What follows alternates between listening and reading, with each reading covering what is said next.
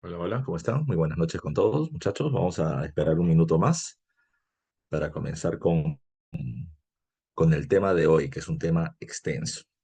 Así que vamos a esperar un minutito más para poder trabajar. Ya saben, muchachos, cualquier tipo de consulta, cualquier tipo de pregunta, por favor, abran el micro con toda la confianza del mundo para poder resolver las preguntas apenas precisamente aparezca la duda, o si no,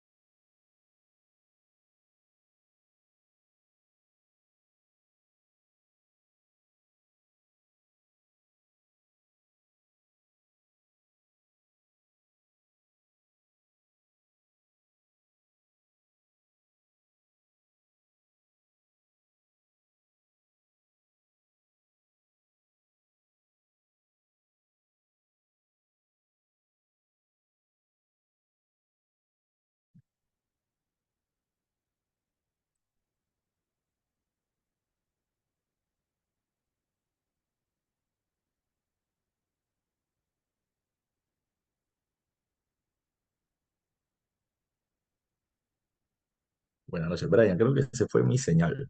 ¿Ya? Vuelve a compartir el hospedador, por favor.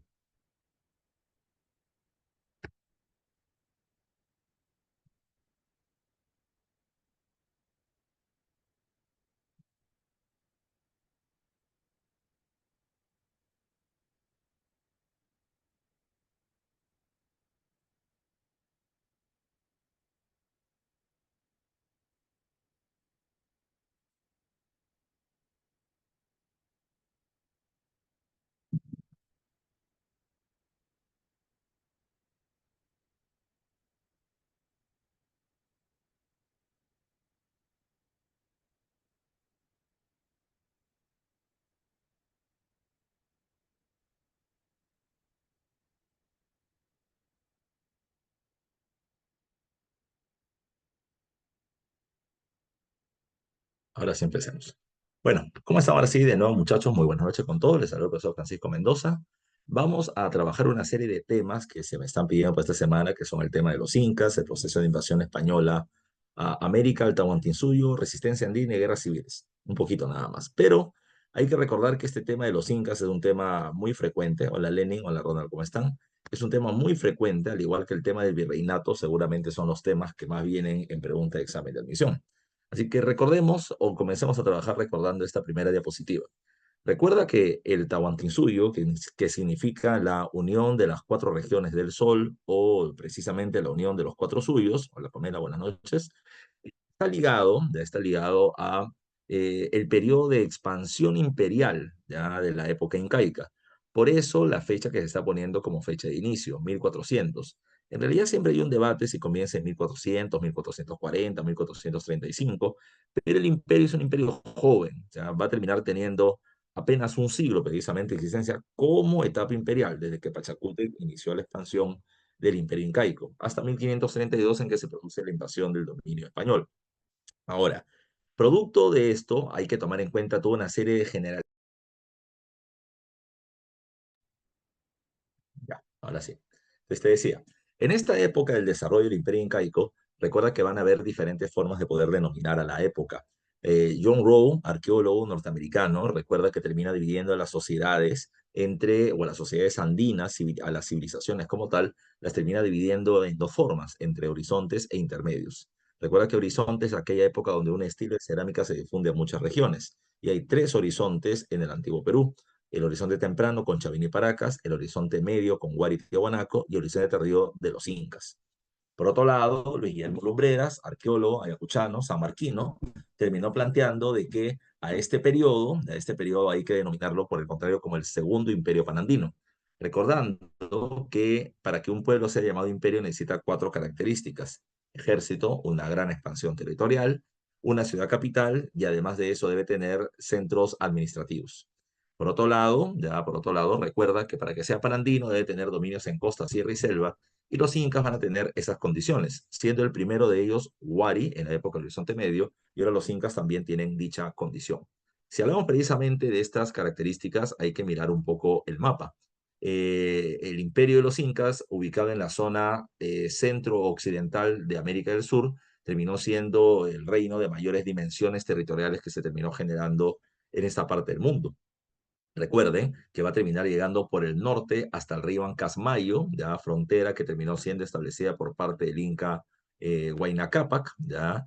Recuerda ya que termina siendo su límite máximo en su proceso de expansión territorial, pero por otro lado también terminamos encontrando, por ejemplo, de que al sur va a terminar llegando hasta dónde, va a terminar llegando hasta el río Maule, ubicado en el actual país de Chile, y recuerda que esa región terminó siendo conseguida por parte de un Inca previo, que fue el Inca Tupayupanqui. En la zona oeste o en la zona occidental, su límite natural termina siendo el Océano Pacífico. Pero también hay que recordar de que el Inca Tupayupanqui, llamado como el Inca navegante, se tiene pruebas de que este personaje terminó navegando en alta mar. Tupayupanqui ha llegado a la isla de Galápagos en Ecuador sin ningún tipo de duda y es muy probable que haya terminado llegando hacia la zona de Oceanía, hacia Polinesia.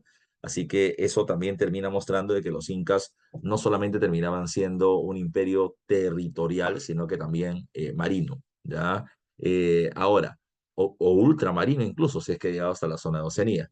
Por otro lado, en la zona oriental, en la zona del este, el límite máximo de los incas va a estar en la zona de la ceja de selva o en la selva alta, ¿ya? La zona de la selva baja, también conocida con el nombre de Omagua, si bien es conocida por parte de los incas y vienen teniendo contacto ya y relaciones comerciales con esos pueblos, no tienen dominio sobre la región. Y eso tiene una razón de ser. Los incas, como imperio, lo que están buscando son dos cosas. Están buscando terrenos cultivables y están buscando mano de obra, la mano de obra de los ayllus, que puedan terminar sirviendo para poder explotar los recursos de estas regiones. En la zona de la selva baja, hay que recordar de que las poblaciones no están conformadas como ayllus, no son pueblos sedentarios, sino que son pueblos nómadas y seminómadas. Entonces, ahí viene un primer problema. Si yo los termino conquistando, los termino sometiendo, se me van a terminar dispersando al poco tiempo. Y segundo, la zona de la selva baja no termina siendo una zona muy cultivable que digamos. A pesar de que es una zona con una inmensa cantidad de vegetación, no es muy buena para el cultivo. ¿Ya? Si yo quisiera cultivar en esa región, yo tendría que talar los árboles del territorio y una vez que los tale, ya las raíces todavía van a estar insertadas en el suelo. Entonces lo que tengo que hacer es quemar el suelo, rozarlo, ¿ya? Pero para poder hacer ello hay que tomar en cuenta que el ecosistema de la selva es tan frágil que si yo termino quemando el suelo, me voy a terminar quedando con un terreno poco productivo, que a lo mucho me va a terminar dando 6 cosechas de alimentos y no más. Si lo ponemos desde el punto de vista económico, ya, si lo ponemos desde el punto de vista económico, no es muy rentable terminar invadiendo la zona de la selva baja. Es decir, voy a tener que trasladar militares para controlar el territorio, pero sin quedarme sin la mano de obra. voy a tener que trasladar población, mitimais, para poder controlar el territorio, voy a tener que construir ciudades en la región, voy a talar y quemar el suelo, y luego de tener solamente 3 años de alimentos, no me termina siendo rentable si lo ponemos desde el punto de vista económico. Pero por otro lado, hay que verlo también desde el punto de vista cultural. Los incas tienen un gran respeto por los elementos de la naturaleza y mucho más por la Pachamama. Entonces, ir, talar, quemar, ya para poder cultivar, no es algo que esté dentro de su ética, no está dentro de su forma de entender su relación con la naturaleza. Por eso es que los incas no van a terminar tomando ese tipo de actitud, ¿ya? Por eso insisto, conocen la selva, hay relaciones comerciales, pero no hay un dominio de la región porque o no es rentable o no es precisamente algo que ellos quieran hacer, que es arrasar los suelos del territorio. Ahora, como te hemos mencionado hace un rato, recuerda que el Tahuantinsuyo termina siendo la unión de los cuatro suyos. Y el primero de los suyos que vamos a terminar observando es el que acá en el mapa está de color morado y está con el número 1, que termina siendo el Chinchaysuyo. El Chinchaysuyo termina ubicándose. Si tenemos como punto central de referencia al Cusco, la capital del imperio, ya en la intersección de los cuatro suyos que están en el mapa, hacia la zona noroccidental encontramos al Chinchaysuyo y termina siendo el suyo que tiene la mayor cantidad de población, las mejores tierras para la agricultura y además de eso la mejor zona para la pesca, tomando en cuenta que gran parte de Chincha y Suyo vendría a ser la costa y parte de la sierra del territorio peruano. Recuerda que el mar peruano, gracias a la corriente marítima peruana o corriente de Humboldt, viene teniendo una biodiversidad marina importante, lo cual también es parte de las riquezas del Chincha y Suyo para la época ahí. ¿Ya? Entonces recuerda, pregunta de examen, en el Chincha y Suyo encontramos la mayor población, las mejores tierras agrícolas y además de eso, la mejor zona para la pesca. En el número 2, y en el número 2 encontramos esta zona que está de color melón en el mapa, ¿ya? Y recuerda que esta zona número 2 termina siendo la zona de la selva alta, el antisuyo, la ceja de selva, la montaña, ¿ya? ¿Qué cuestión importante encontramos en la zona de la selva alta? Encontramos, por ejemplo, la producción de hoja de coca, producto importantísimo, ya con inmensa cantidad de calcio y con una gran cantidad de nutrientes que hace que la gente trabaje mucho sin sentir mucho cansancio. Una hoja sagrada precisamente para el pueblo andino que va a terminar siendo utilizado por parte de los incas y obtenido en el Antisuyo. Con el número 3 ya la zona de amarillo precisamente en el mapa termina siendo el Coya Suyo, ya el suyo que está relacionado a la meseta del Collao. Recuerda que la meseta del Collao es todo el territorio que va desde la zona de Puno por el occidente de Bolivia y por el norte de Argentina, o por el norte de Chile. Esta zona altiplánica, va a caracterizarse por el desarrollo de la ganadería. Tiene una gran altitud, 4.200 metros sobre el nivel del mar, un frío muy intenso, pero también terminamos encontrando ganadería de altura ya para este territorio. Una de las características también importantes es que termina siendo el suyo de mayores dimensiones territoriales. Y por otro lado, el más pequeñito de los suyos está en el número 4 y se le conoce con el nombre del Contisuyo. Pues ahí hemos hecho un análisis rápido de esta región. Ahora bien, no nos olvidemos, le decía hace un rato que para que un pueblo sea llamado imperio, debe tener cuatro características. Ejército, una gran expansión territorial.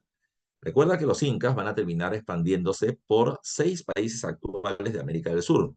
De norte a sur, Colombia, Ecuador, Perú, Bolivia, Argentina y Chile. ¿Ya? Parcialmente tiene el control de los actuales países de América del Sur mencionados. Ahora, por otro lado, ya debe tener una ciudad capital. Y la capital de los incas termina siendo la ciudad del Cusco. Pero no solamente está ello, sino que para que sea imperio debe tener ciudades administrativas.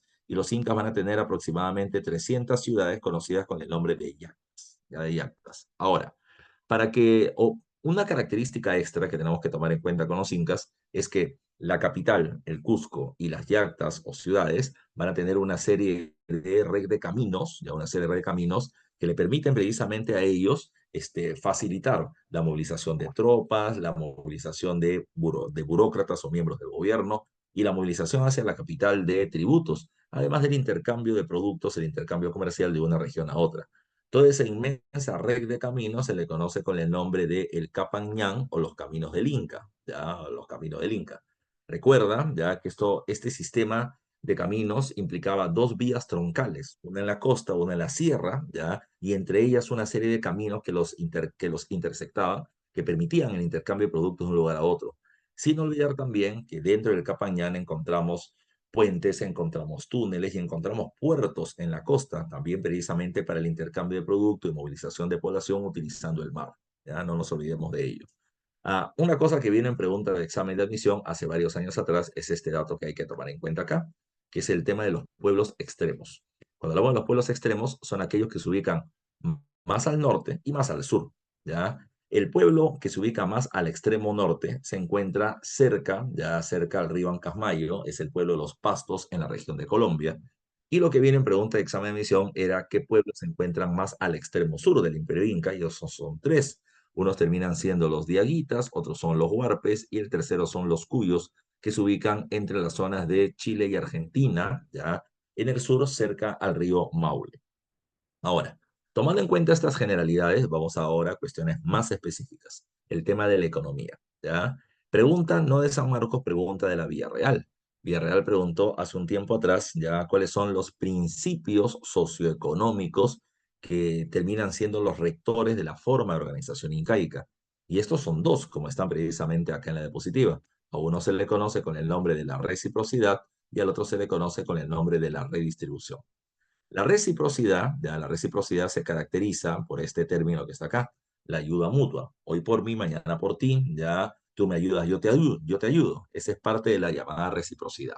Ahora, la reciprocidad puede terminar siendo de dos tipos. Puede ser simétrica cuando se hace entre partes iguales, es decir, entre miembros de la misma condición social, y asimétrica cuando se hace entre miembros de diferentes condiciones.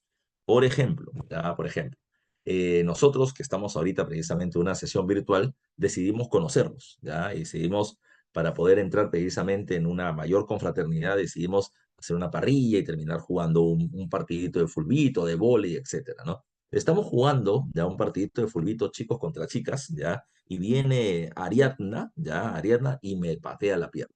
Y me rompe tibia, fémur y peroné, me destrozó la pierna.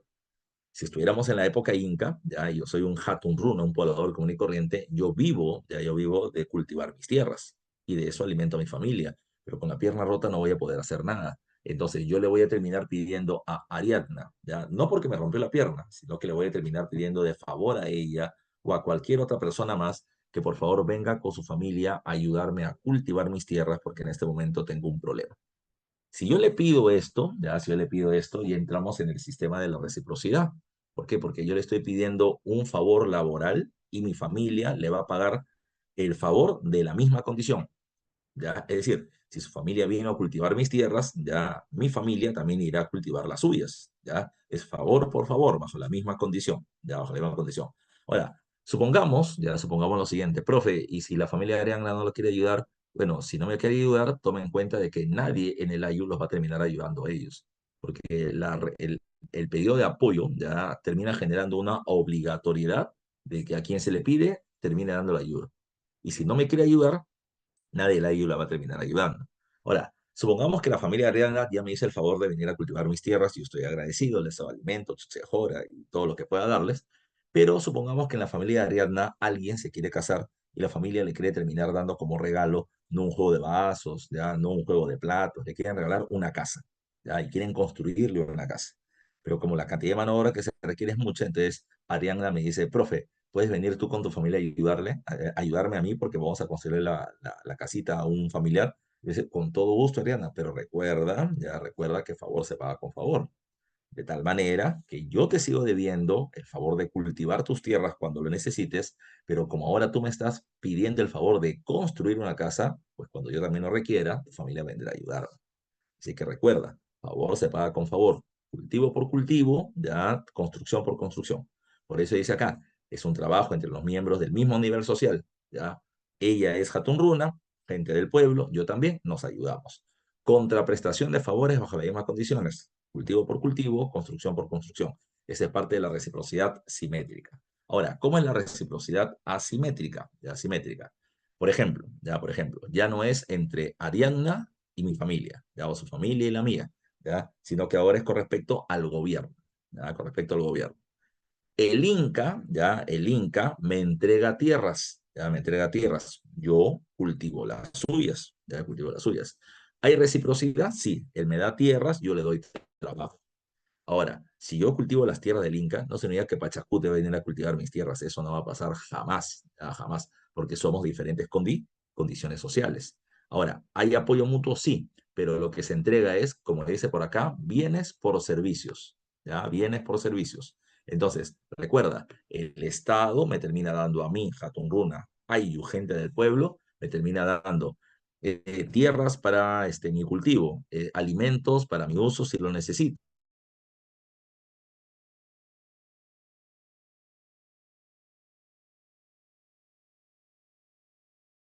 Tierras, hago su construcción, voy a pelear por ellos porque ellos me están dando bienes, ya bienes que yo necesito. Ahora bien, así como está el tema de la reciprocidad, también encontramos la redistribución. ¿La redistribución qué significa? Recuerda que los incas, como hemos visto, termina siendo un imperio de grandes dimensiones y viene teniendo recursos de diferentes regiones. Zapallito Loche de la costa norte, viene teniendo algodón de la costa sur, hoje coca de la selva central, tiene ají charapita de la selva norte, viene teniendo oyucos y mashua y quinoa del altiplano. Entonces, ¿qué hacen los incas? Los incas reciben estos recursos de diferentes regiones y lo concentran.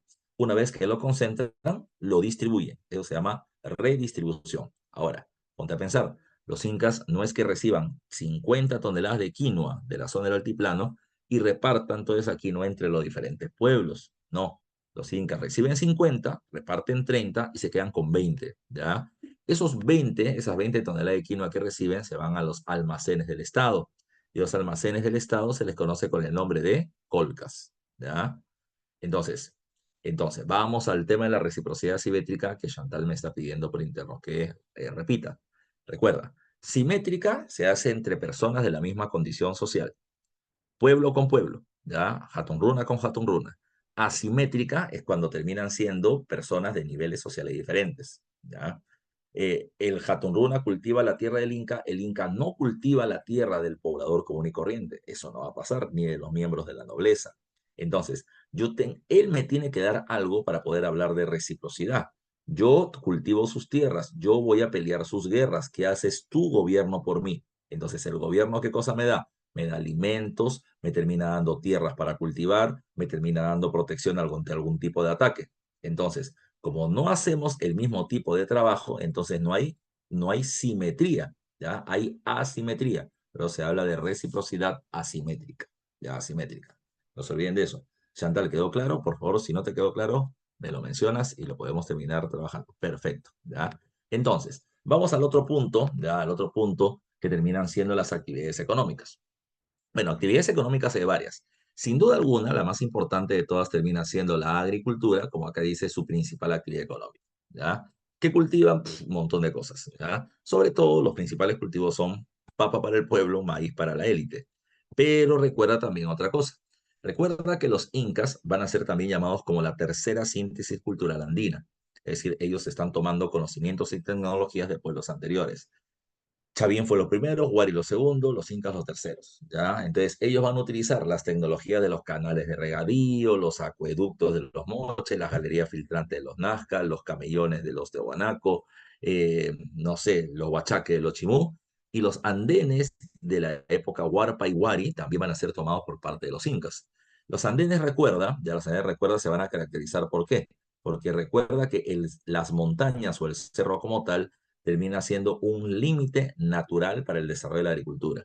Porque como el suelo es rocoso, porque es cerro, entonces en el cerro no puedo cultivar, la raíz no se asienta. Entonces, ¿qué es lo que van a hacer ellos? Van a terminar poniendo paredes de piedra frente al cerro y lo que van a terminar haciendo es como una suerte de maceta. Porque acá van a terminar poniendo piedra, tierra, abono y acá terminan y acá terminan cultivando. Y acá terminan cultivando. Los andenes ha sido pregunta de examen de admisión. ¿Para qué sirven los andenes? Para ampliar la frontera agrícola. Es decir, ya no cultivo solamente hasta donde inicia el cerro, voy a también utilizar el cerro ampliando mis zonas de cultivo, ¿ya?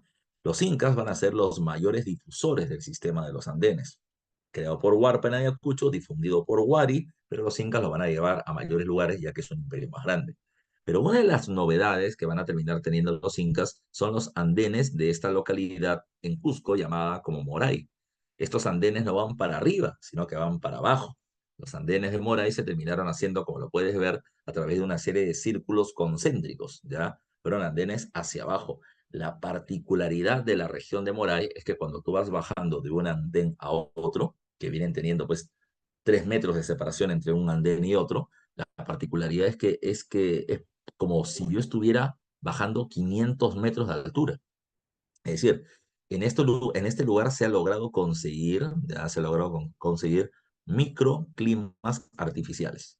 Yo estoy en Moray, 3.400 metros sobre el nivel del mar, pero repito, al bajar de un escalón a otro es como si estuviera pasando de 3.400 a 3.000, 2.600, 2.200, 1.800, 1.400, 1.000 metros de altura y así poco a poco.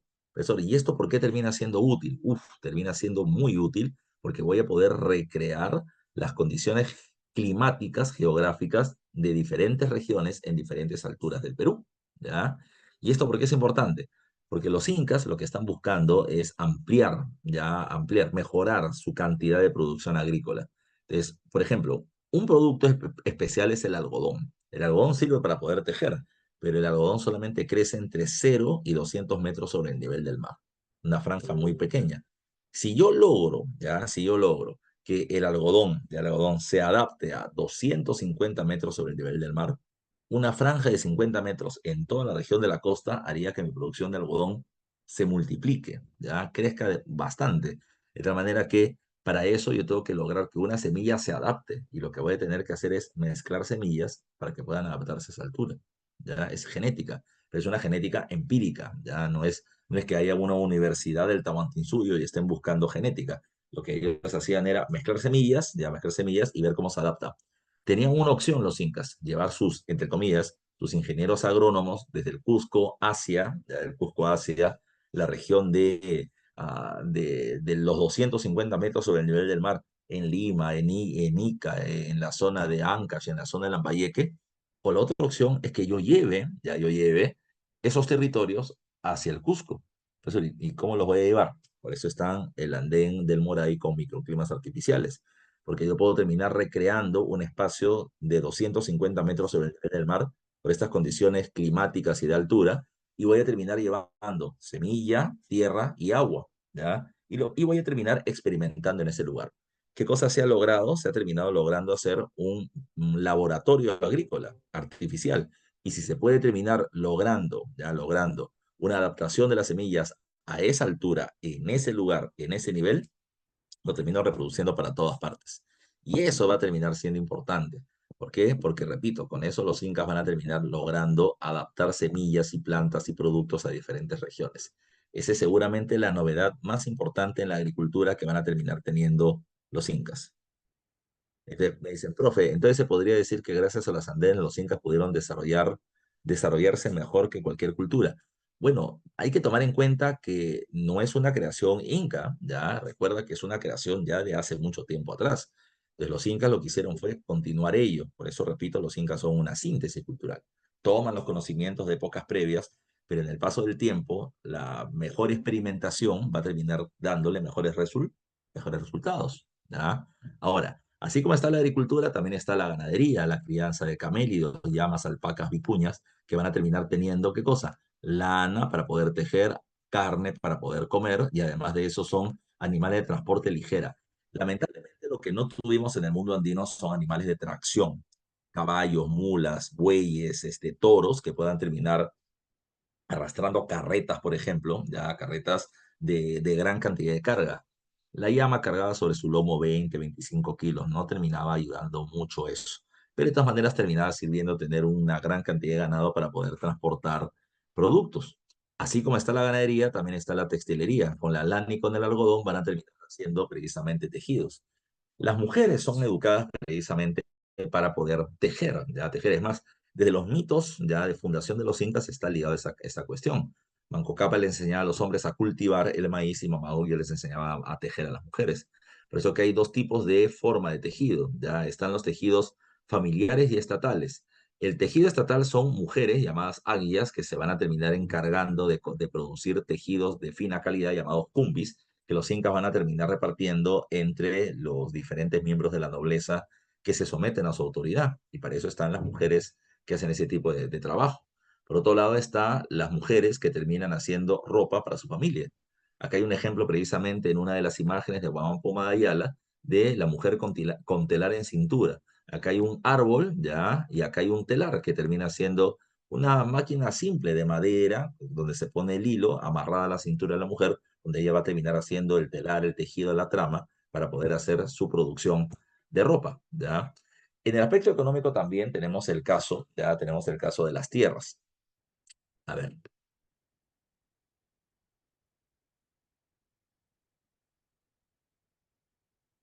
allá, las águias, ya las águias, repito, las águias trabajan en el Agya Huasi y van a terminar siendo cumbis. Eso está más adelante en la diapositiva. Vamos a llegar hasta ello. Y si no, de ahí si no llego, está precisamente la diapositiva que se va a enviar en PDF para ustedes también. Ya se llama cumbi. Así que repito, por ahí me están preguntando, profe, ya, profe, ¿ellos perfeccionaron o solo lo usaron de igual manera con respecto a los andenes? No lo perfeccionan, ya lo perfeccionan. Siempre va a haber alguna cuestión, alguna técnica en una determinada región, en una determinada altura que va mejorándose.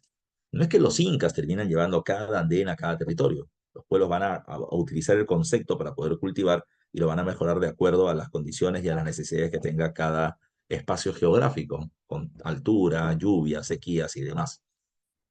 Eh, Cuando hablamos de los incas también, recuerda, los incas, te decía, se expandían buscando dos cosas, tierras cultivables y mano de obra de la población. Una vez que los incas toman el terreno de un pueblo, ¿qué es lo que hacen?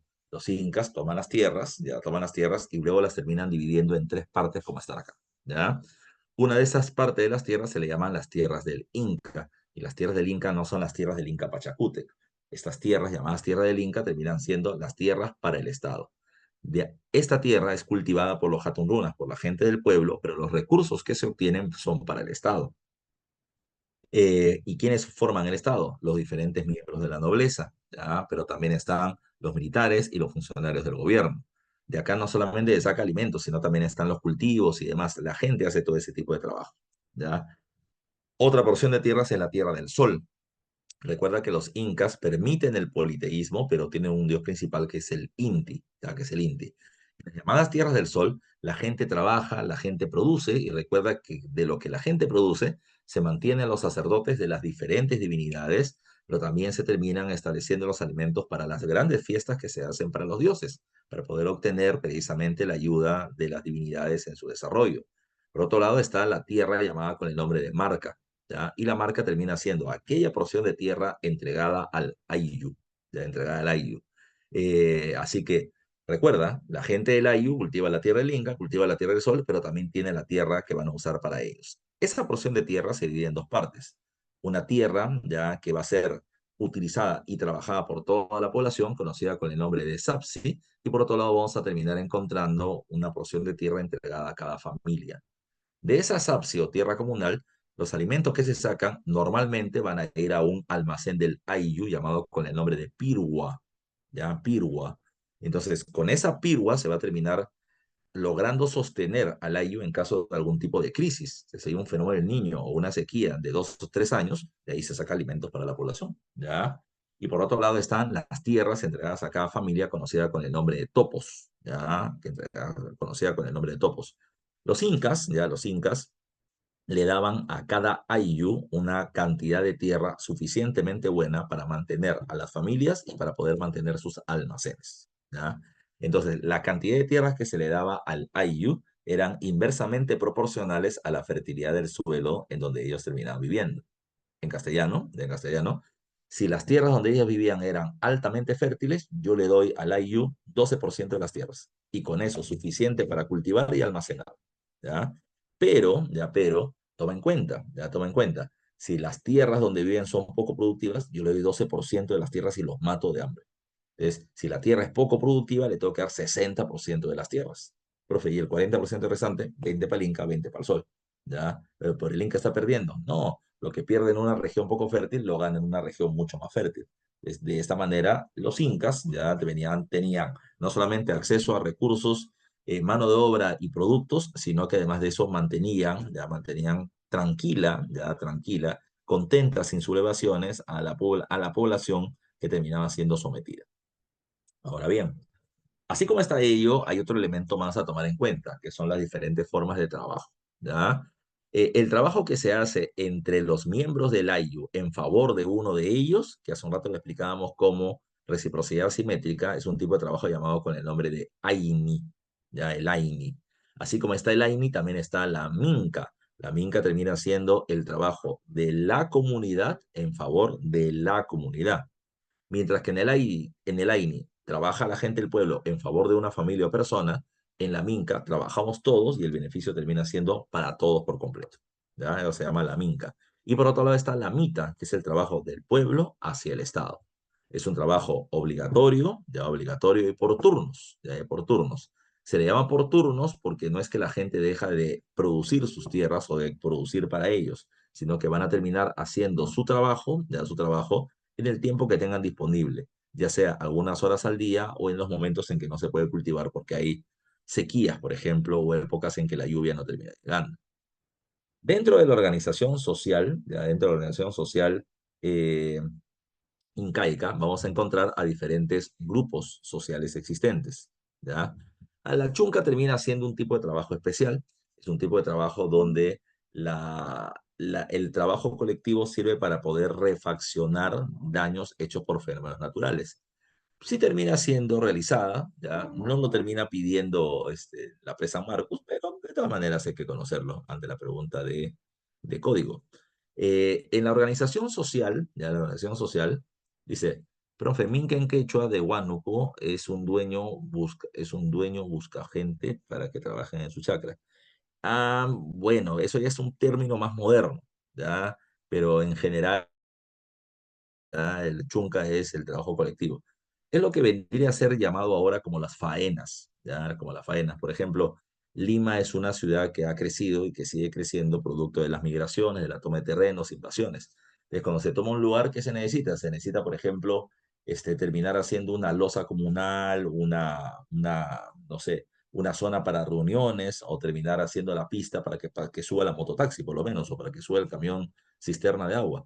Es como todos nos vamos a beneficiar, todos trabajamos. Ahora se llama faena, ya se tiene que disponer un tiempo de las familias para hacer esa chamba colectiva. Y esa faena actual se le conocía en la época inca con el nombre de Minca. ¿Ya? Ahora, dejando de lado eso, repito, está el tema de la organización social. Y cuando hablamos de la organización social incaica, hay diferentes criterios, ¿verdad?, para poder diferenciarlos. Pero comencemos bajo el criterio de que la sociedad incaica es una sociedad de carácter aristocrática. Es una sociedad nobiliaria, donde los miembros de la nobleza tienen mayores privilegios. Y el primer grupo de la nobleza termina siendo la llamada nobleza de sangre, que son las familias de los incas. Como dice ahí en la diapositiva, estoy intentando ser lo más detallado posible, tanto del inca que está gobernando como de los que ya fallecieron. Por ejemplo, en la época del inca Huayna Cápac, si bien Tupayupanqui y Pachacuti ya habían muerto, sus familias todavía subsisten. ¿Ya? Por eso vino una pregunta de examen de admisión hace un tiempo atrás. ¿Quiénes conformaban las panacas o las nobleza de sangre? Y la conforma el Inca y sus descendientes, ya sus descendientes.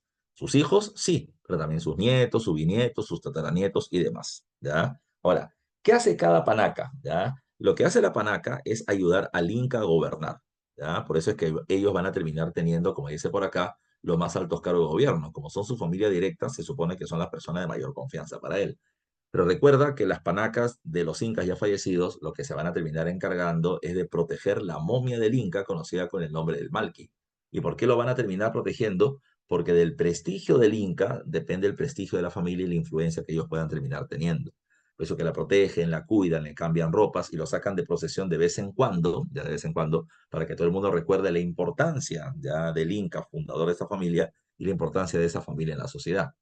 Ahora, si queremos ser más específicos, cuando un Inca todavía está vivo, ya su panaca está conformado tanto por el Inca, que ha fundado la familia, como por la Coya. La Coya, recuerda que terminan siendo la esposa principal del Inca, ¿ya? Que a la vez es su hermana, como le estoy poniendo por acá, ¿ya? El Inca tenía varias otras esposas, que son las esposas secundarias o concubinas.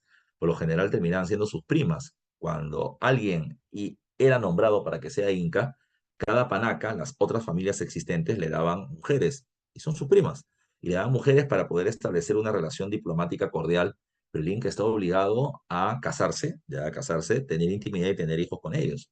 porque de esta manera el hijo con alguna de estas mujeres de las diferentes panacas podría ser el próximo Inca, y de esa manera yo podría tener mayores beneficios. Hay toda una diplomacia, ya hay todo un juego político que se establece entre los incas bajo este criterio. También los incas se terminaban casando con mujeres ya de familias reinantes importantes de otros pueblos con el que vienen teniendo una relación cercana. Algunos simplemente los someten por la fuerza, con otros tienen una relación más cordial, ya porque conviene precisamente hacer políticamente ello, parte de las relaciones diplomáticas. Por otro lado, también están los pihuichuris, que son los hijos varones, y entre ellos sale el auqui, el hijo heredero al trono, que es el hijo con mayores cualidades o capacidades para poder llegar al gobierno. Y por otro lado tenemos a las ñustas y a las payas, que terminan siendo las hijas mujeres. Así como está la nobleza de sangre, encontramos a la nobleza de privilegio, y la nobleza de privilegio terminan siendo los pueblos que han realizado algún tipo de acción importante para el imperio. Ahí les estoy poniendo las características. Ejemplo, cuando los incas fueron amenazados por mucho tiempo por ser invadidos por parte de los chancas de la zona de Apurímac, pues bueno, Cusillupanqui Pachacútec terminó organizando la defensa, ya organizó la defensa del territorio, ya del territorio con el apoyo de pueblos de los alrededores del Cusco. Es cuando Pachacútec logra vencer a los chancas y se proclama emperador, pues esos pueblos van a terminar siendo nombrados como nobles de privilegio. Nobleza, pero por debajo solamente de las panacas. Por otro lado, tienes la nobleza provincial. La nobleza provincial terminan siendo los curacas y los reyes de los pueblos vencidos, ya sometidos por los incas, pero que cumplen una función importante. El Inca termina diciendo, a ver, este pueblo tiene que hacerme un palacio, tiene que hacerme un templo, tiene que hacerme un camino. No es el Inca quien termina diciendo a la gente lo que tiene que trabajar. Para eso está el curaca. El Inca manda al curaca, el curaca manda sobre la población. Ellos son los intermediarios entre las necesidades del Estado Inca y la mano de obra del pueblo. Por otro lado está el pueblo. Y cuando hablamos del pueblo, habría que tomar en cuenta que hay diferentes sectores. Por un lado tenemos a los Hatun Runas.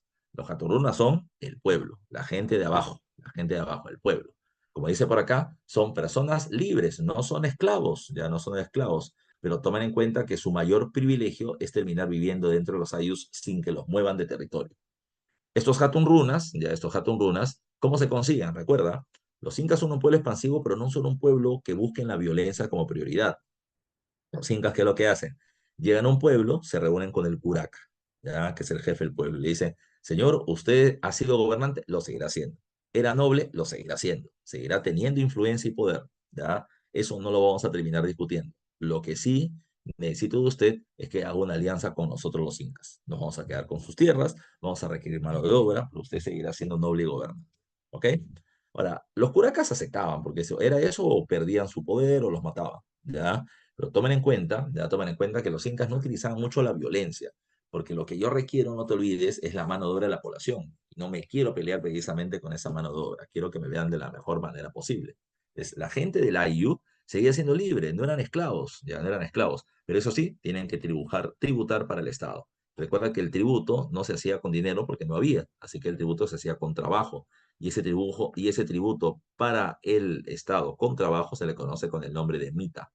La mita son de diferentes tipos, ¿ya?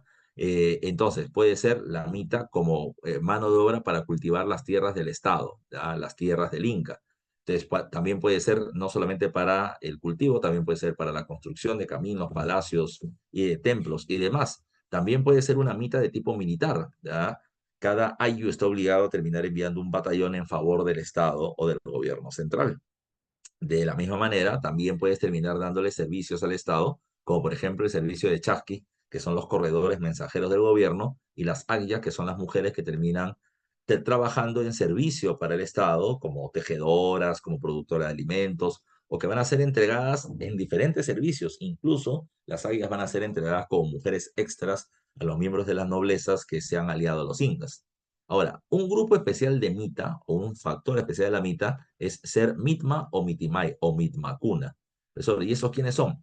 El mitma o mitimai terminan siendo pueblos de Hatunrunas trasladados hacia otras provincias para ocupar la región, cultivar la región, ya difundir los logros y la importancia de los incas y terminar estableciendo una alianza con los pueblos de los alrededores. ¿Ya? Así que hay diferentes tipos de mitas ya para ese momento, ¿ya? Y quien hace, repito, esa mita de colonización, de ocupar un territorio, se les conoce con el nombre de mitmas o mitimaes.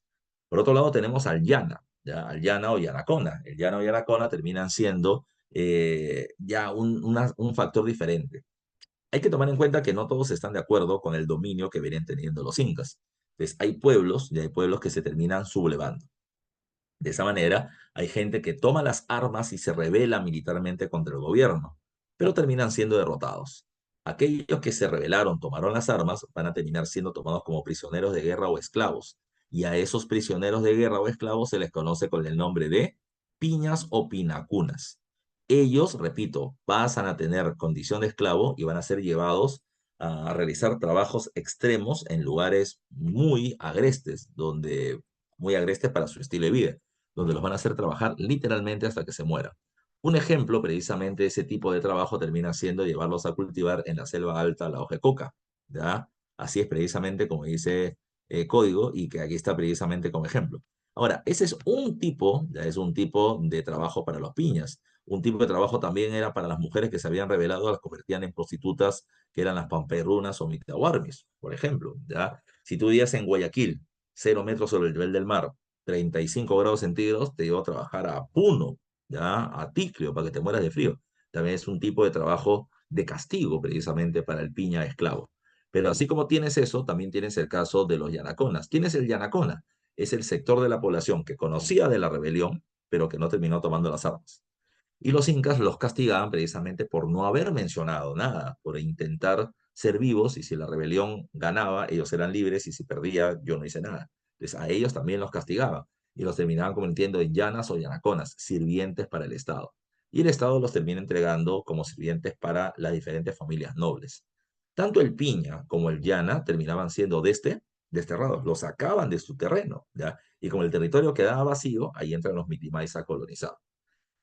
El piña se va a morir trabajando. Los llanas, su condición de sirviente es una condición hereditaria. Es decir, el llana puede tener esposa e hijos, sus nietos, sus bisnietos, sus tataranietos, todos van a seguir teniendo esa condición de llanaconas, a menos que por ahí hayan algunos casos específicos. En el ámbito político, toma en cuenta que el Estado incaico va a terminar teniendo alguna peculiaridad. Ya, mira tú. En el ámbito político, ahí me gusta siempre mencionar lo siguiente. Si quieres entender cómo era la organización Inca, tienes que saber solamente cómo es la organización del Perú actual. Recuerda que el Perú como país está dividido en regiones y las regiones están divididas en provincias y las provincias en distritos. El distrito tiene su alcalde, su gobernante, que es el alcalde distrital, la provincia, el alcalde provincial, la región, el presidente regional y el país, el presidente de la república. La misma estructura vienen teniendo los incas solo con dos diferencias. Uno, los nombres están en quechua. Y segundo, este gobierno sí era eficiente. ¿Ya? Sí era eficiente. ¿Ya? Había corrupción, por supuesto, pero no tanta como la que podemos tener en la actualidad. Ahora bien, cuando hablamos de la organización política o la organización del gobierno de los incas, hay que recordar lo siguiente. La organización social básica del mundo andino se llama AIU, ¿ya? AIU. Pero ¿qué cosa es el AIU? El AIU termina siendo un conjunto de bandas o un conjunto de familias que se unen por algún tipo de lazo, ya sea sanguíneo, papá, mamá, hijos, primos, tíos, sobrinos, abuelos, ¿ya? Y demás, como también puede ser religioso porque creen en los mismos tótem o en los mismos dioses, o puede ser lazos políticos porque se establecieron alianzas matrimoniales entre pueblos para poder convivir en una región. Entonces, una IU, ¿ya? Una IU, ¿qué cosa es? Una IU es un conjunto de familias, ¿ya? Un conjunto de familias. Varias familias forman una IU, ¿ya? Pero no existe uno, existen muchos. Y recuerda que un conjunto de IUs, ¿ya? Le van a terminar dando vida a algo más grande llamado con el nombre de Guamaní. El Guamaní es la provincia de la época inca, ¿ya? Ahora, recuerda, un conjunto de guamanís le van a terminar dando vida, ¿ya? A una región, y recuerda que esa región se le conoce con el nombre de suyo, ¿ya? Y recuerda que ¿cuántos son los suyos? Aquí tienes al Chincha y suyo, tienes al Anti suyo, tienes al Coya suyo, tienes al Conti suyo. Y la unión de los cuatro suyos termina siendo el Tahuantin suyo. Y de esa manera tenemos la estructura del gobierno. Repito, de pequeño a grande, ¿ya? Varias familias un ayu, varios ayus una provincia, Guamaní, varias provincias un suyo o región, varios, o los cuatro suyos, el Tahuantín suyo. Ahora, ¿Quién dirige una familia? El padre de familia, ya, la cabeza de la familia nuclear, ya termina siendo el Purej, ya así se le llama. Por otro lado, el jefe de una IU se le conoce con el nombre de curaca, ya. El jefe de una provincia o guamaní, ya, repito, ahí justo me acaba de preguntar eh, eh, Maricielo, ya Maricielo, recuerda, un guamaní, ¿qué cosa es? Una provincia, ¿ya? También puede ser tu pata del salón, ¿ya? Pero en este caso, para la organización del gobierno, guamaní es provincia, ¿ya? Ahora, el guamaní o provincia, así como en la actualidad tienes al alcalde provincial, en esa época tienes al Tocricoc o a Punchic, ¿ya? Por otro lado, vienes teniendo al suyo, a cada una de las cuatro regiones, y el suyo está dirigido por el Apo Suyo o el Apocuna. Y por otro lado, recuerda que el Tahuantinsuyo es dirigido por el Zapaj Inca. Acá hay que tener cuidado. Recuerda que en la época inca no había un inca, habían dos. No había un inca, habían dos. Había un inca Anan y había un inca Urin, cogobernando, compartiendo el gobierno, pero tenían funciones específicas. Al, al inca Urin, de la parcialidad Urin, del grupo sacerdotal, se le conoce con el nombre de Willac Uma. Y el Willac Uma termina siendo el sumo sacerdote del dios Inti. ¿Ya? Es algo así como el inca religioso. Y por otro lado vienes teniendo al Inca de la parcialidad Anan, que son los militares. Recuerda que ese termina siendo el Zapaj Inca. El Zapaj Inca o el Inca Anan viene teniendo no solamente la función de poder militar, sino también de poder político, de poder administrativo. Entonces este pata fue adquiriendo más poder en el paso del tiempo. Los Incas Anan, que son los que llamamos con el nombre de Zapaj Inca, con Pachacute, con Tupayupanqui, con Huayna Cápac. Ahora, otros funcionarios del gobierno son los que están acá. Si bien el Inca es la máxima autoridad y su palabra supuestamente es incuestionable, recuerda que los incas no conocen todo lo que existe en el imperio, así que van a tener un grupo de consejeros, asesores, que lo van a terminar asesorando en el momento de tomar una decisión. A ese consejo del imperio se le llama Tahuantinsuyo Kamachic y está conformado por parte de quienes, está conformado por los líderes de cada uno de los suyos que conocen la realidad de su región, pero no solamente esos también, sino también por los representantes de cada panaca, ya de cada panaca, que son influyentes en el momento de tomar decisiones. Por otro lado está quién, por otro lado está el Auqui. ¿Quién es el Auqui? Es el hijo, ya es el hijo electo como sucesor ya al gobierno, es el príncipe heredero, pero no es necesariamente el hijo mayor hombre, sino el hijo con mayores capacidades, que haya terminado mostrando eso durante su educación.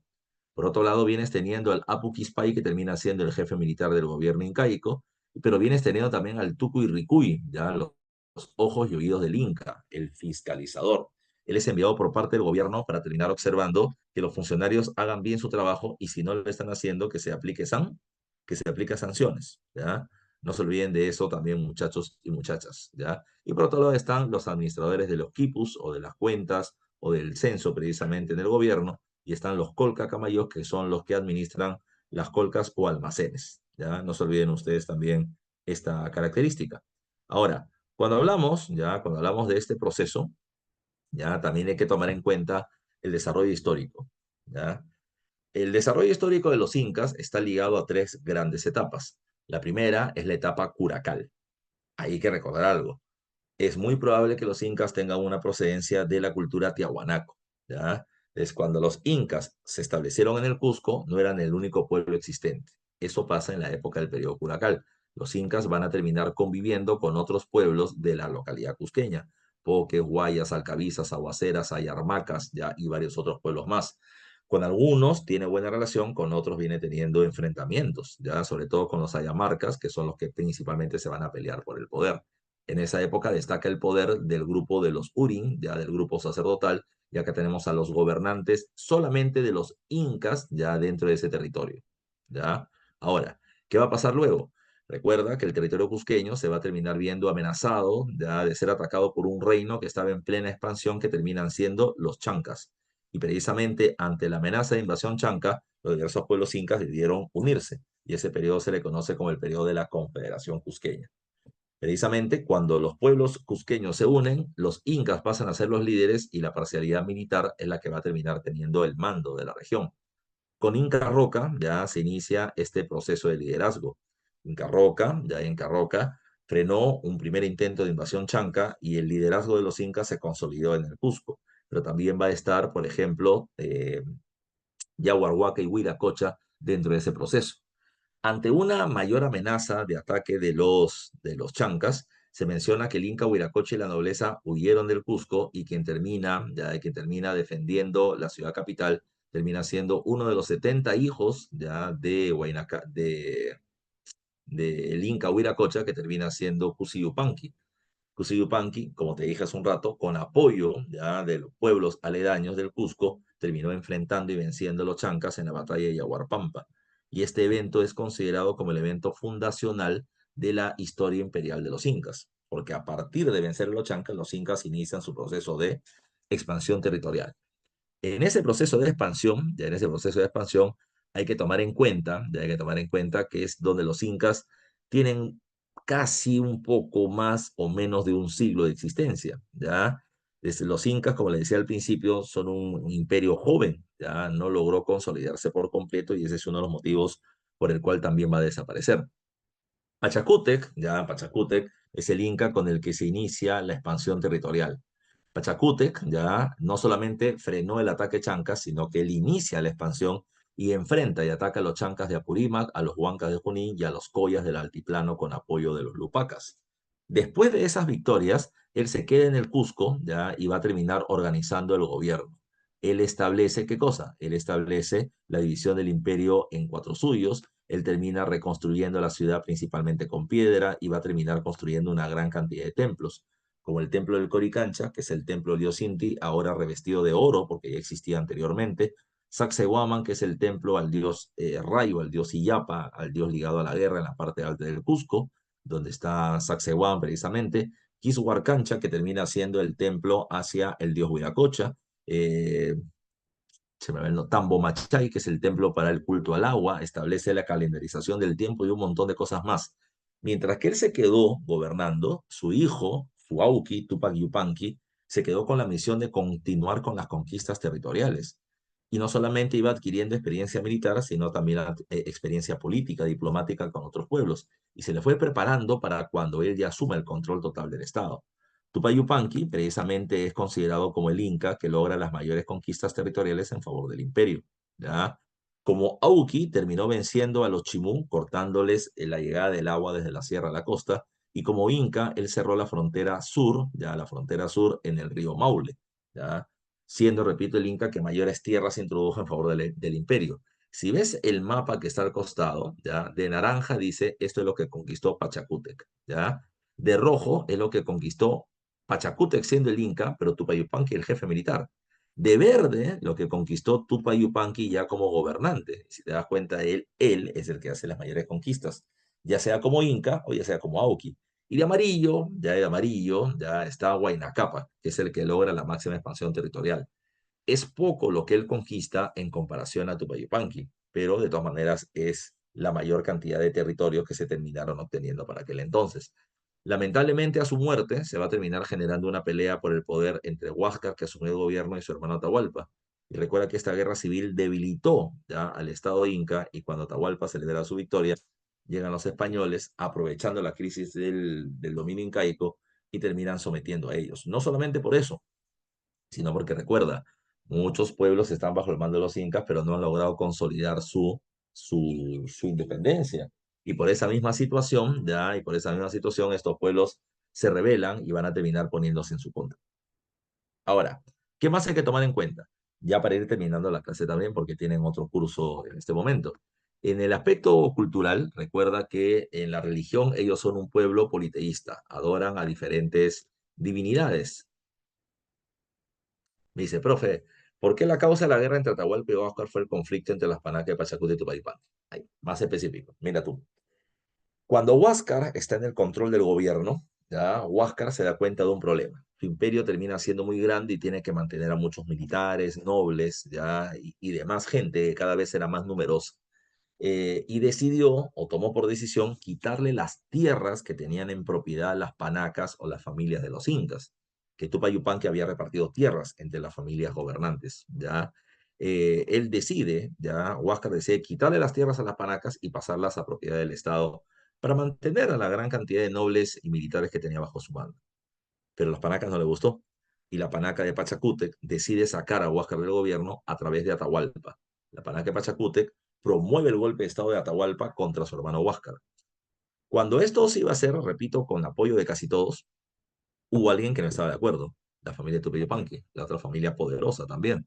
Se dieron cuenta de que si sale Huáscar no hay problema, ¿ya? Pero si entra Atahualpa, entra la familia Pachacútec a gobernar. Entonces ellos se iban a quedar como una familia de segundo poder. Por eso que la familia Huayna Cápac o de Tupac que dijo, no, Huáscar, yo te apoyo en el control del gobierno, tu gobierno es malo, te voy a apoyar, ya, y una vez que llegues al poder le quitas las tierras a todas las familias menos a la mía. De esa manera, ya de esa manera, Atahualpa fue un títere de los intereses de la familia Pachacútec y Huáscar terminó siendo un títere de los intereses de la familia de... Huáscar fue aliado, sometido por parte de la familia de Tupac Yupanqui. Pero siempre se suele mencionar que esta guerra es considerada como una guerra de panacas, ya siendo Huáscar y Atahualpa solamente peones dentro de este conflicto. Espero haber respondido con eso lo que me está preguntando hace un instante Ana Bárbara. A ver, por otro lado, ya por otro lado, en el caso de la religión, profe, me dice otra cosa. Profe, cuando muere Huayna Cápac nombra a su hijo Ninancoyuchi, pero se mueren por enfermedades y como el imperio queda a la deriva, surge la guerra civil. No, no quedó a la deriva. Quien debió asumir el control del gobierno realmente fue Atahualpa, pero Atahualpa se negó, ya no quiso gobernar porque su padre está muriendo de una manera extraña. A su abuelo Tupac Yupanqui lo habían terminado matando una de sus concubinas, una de sus mujeres extras, porque no estaba de acuerdo con la decisión de que Huayna Cápac sea el próximo heredero. Entonces Atahualpa dijo, no, es un trabajo muy complicado. Mejor nómbreme Inca Rantin, ya Inca Rantin. Inca Rantin ya era algo así como virrey. Huayna Cápac había dado mucho poder a una capital, a una ciudad llamada Quito o Tumebamba, y Atahualpa desde Quito quería continuar la expansión hacia el norte. Entonces, Atahualpa decía, ¿qué otro sea Inca? Huáscar, ¿no? El que quiera asumirlo. Yo me quedo en Quito para continuar la expansión, ¿ya? Como Atahualpa se niega a ser nombrado Inca, entra Ninancoyuchi, que en algunas crónicas se habla de que es un niño que muere de enfermedades y en otras se habla de que en realidad Huáscar le dio un golpe de estado, ¿ya? Sea como sea, ya sea como sea, no llegó a gobernar Ninancoyuchi, ¿ya? A ver, para terminar ahora sí. Recuerda, en el aspecto de la religión, los incas tenían esta característica, adoran a diferentes dioses, son politeístas. Sus dioses terminan siendo elementos de la naturaleza, el sol, la luna, el rayo, la tierra, ¿ya? Y a cada uno de estos elementos le terminan dando un ánima, un alma, una vida. O sea, no solamente es el sol como el que ilumina, ¿ya? Sino que el sol tiene esposa, que es la luna, tiene hijos, viene teniendo relaciones con los humanos, etcétera, ¿ya? Entonces, le dan una vida, un alma, ya por eso el nombre de animista. Su dios principal fue el Inti, pero permiten de que a otros pueblos terminen adorando los dioses que se les dé la gana. Y aquí están alguna lista de las principales divinidades de este periodo. Ahora, en la cosmovisión, que significa cómo se ven ellos frente al universo, ellos van a considerar de que hay tres niveles. Uno termina siendo el Anampacha, el mundo de arriba, y el mundo de arriba es donde se encuentran los dioses celestiales que ahí le estoy describiendo. En el Caipacha encontramos el mundo de acá, donde terminan viviendo los humanos, los animales y las almas. Y por otro lado encuentras al Ucupacha, que es el mundo de la muerte, del más allá. Y en ese Ucupacha también se encuentran los dioses de la tierra como la Pachamama, Pachacamac, el Amaru, la serpiente regeneradora del mundo. En educación, como dice acá, hay una educación no formal que es trasladada de padres a hijos en el conocimiento de la agricultura, de las artesanías, ya. Pero por otro lado está la educación formal que se hace en escuelas. La escuela para los nobles se llamaba Yachaywasi y los profesores de las mismas se llamaban amautas. Por otro lado, en la arquitectura, dice, la arquitectura es monumental o de gran tamaño, simétrica. Si yo agarro una construcción inca y lo parto a la mitad, las dos partes terminan siendo exactamente iguales. Megalíticas porque van a utilizar piedras de gran tamaño, poligonales porque sus piedras vienen teniendo diferentes lados o vienen teniendo diferentes ángulos, como la piedra de los 12 ángulos que acá se pone como imagen. Y además de eso, la arquitectura inca era planificada, no terminaban teniendo maquetas hechas en piedra y no se utilizaba ningún tipo de pegamento para unir estos materiales, como se puede ver ahí. Simplemente eran talladas para que calcen unas con otras. Y finalmente tenemos el tipo de arquitectura. En la arquitectura hay arquitectura civil, donde la gente vive, como Picchu o Machu Picchu, que es donde vive la familia de Pachacútec. La arquitectura ceremonial, que son los templos, como el Coricancha, Sacsayhuaman para el dios Illapa, Tambomachay para el agua, y tienes la arquitectura militar, como por ejemplo Yantaitambo, que terminan siendo fortalezas, ¿ya? Fortalezas. En la textilería puede terminar siendo fina, llamados cumbis, entregados a los miembros de la nobleza, y por otro lado tienes la vasca, que termina siendo el tipo de vestimenta que termina utilizando la gente del pueblo, ¿ya? Ahora, acá te están poniendo algo, te estoy poniendo una imagen ya de esto que se llaman los tocapus. Los tocapus son cada una de estas cuadrículas que aparecen al interior de una abasca, y para muchos termina siendo escritura, ya una escritura de la época inca, porque tal vez describe de qué pueblo vienes, quiénes son tus padres, a qué te dedicas, una suerte de DNI móvil que te pones en el poncho, ya para que puedan saber quién eres. Por otro lado, en la cerámica, una característica propia de los incas termina siendo el aríbalo o urpo, que son los recipientes donde se guarda y se macera la chicha de jora, pero también tienes el quero, que es de procedencia tiahuanaco y que los incas siguen utilizando, y los platos incas, que terminan siendo una particularidad de ellos.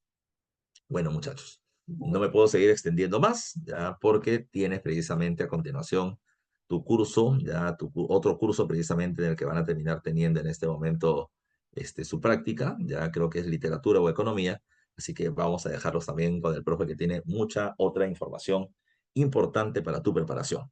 Así que muchachos, lo dejo acá, espero haber sido útil precisamente para su conocimiento y no se olviden que estamos acá con Cabanillas, que es una muy buena opción para tu preparación y tu ingreso a la universidad. Así que nos vemos hasta la otra semana. ¿Ya? Chao, chao. Continúan con aritmética, dice Brian, así que a tomar atención, muchachos. Chao, chao con todos.